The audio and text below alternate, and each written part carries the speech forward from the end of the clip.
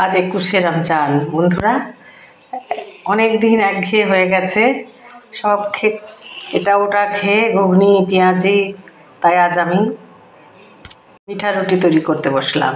তো মিঠা রুটিটা আমি কিভাবে তৈরি করছি বন্ধুরা, আমি ভালোভাবে মিক্সড করে নিয়ে তার মধ্যে একটু গাওয়া ঘি, চিনি দিয়ে ভালোভাবে ময়াম দিয়ে নিলাম, দিয়ে একটু শক্ত শক্ত করে আটাটাকে মেখে নিলাম। এই সাইজের লেচি করে নিলাম। আরও কয়েকটা লেচি তৈরি করে রেখেছি, রুটি বেলে নেব। একটা রুটি বেলা হয়ে গেছে, তো রুটিটা কড়াইয়ে দিয়ে দিলাম। তো মিঠা রুটি তৈরি হয়ে গেছে,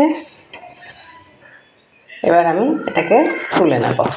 তো বন্ধুরা, মিঠা রুটি আমি এই বরফির আকারে কেটে নিচ্ছি, আর আমি এগুলোকে তুলে তুলে রেখে দিচ্ছি। আমার মিঠা রুটি রেডি হয়ে গেছে বন্ধুরা। এখন থেকে আমি ইফতারির জন্য সব রেডি করে রাখলাম। আরও কিছু কিছু জিনিস তৈরি হবে বন্ধুরা, আমি সব শেয়ার করব আপনাদের সাথে। ব্যাস কমপ্লিট ঝরঝরে সিমাই রেসিপি।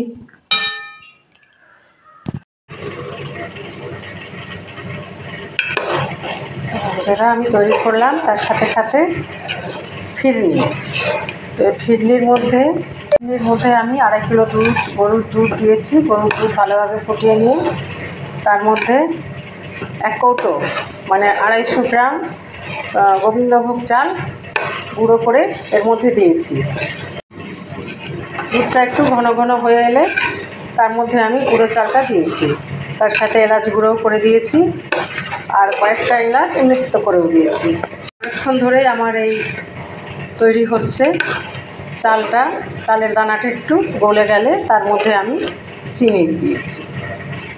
তো প্রায় তৈরি হয়ে এসছে আমার ফিরনি। আজকে 21শে রমজান, তাই নামাবার সময় আমি একটু কেওড়া জল দিয়ে এটাকে নামিয়ে নেব। ফিরনি রেডি হয়ে গেছে, এবার আমি ফিরনিটাকে পরিবেশন করব। এই আমি পরিবেশন করে ফেললাম ফিরনি। আমার ঘুগনিটাও হয়ে গেছে, জল ছেড়ে দিয়েছি।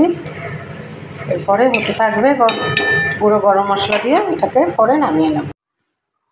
শরবত রেডি হয়ে গেছে বন্ধুরা। এই হাঁড়ি শুদ্ধই আমি মসজিদে পাঠিয়ে দেবো, কেন ওখানে অনেক লোক ইফতারি করে, তো অনেক শরবত দিতে হয়। মিঠা রুটির সাথে কয়েকটা মিঠা লাউজ তৈরি করে ফেললাম। মাত্র অল্প কটা করেছি বন্ধুরা, রোজা ইফতারি পারপাসে।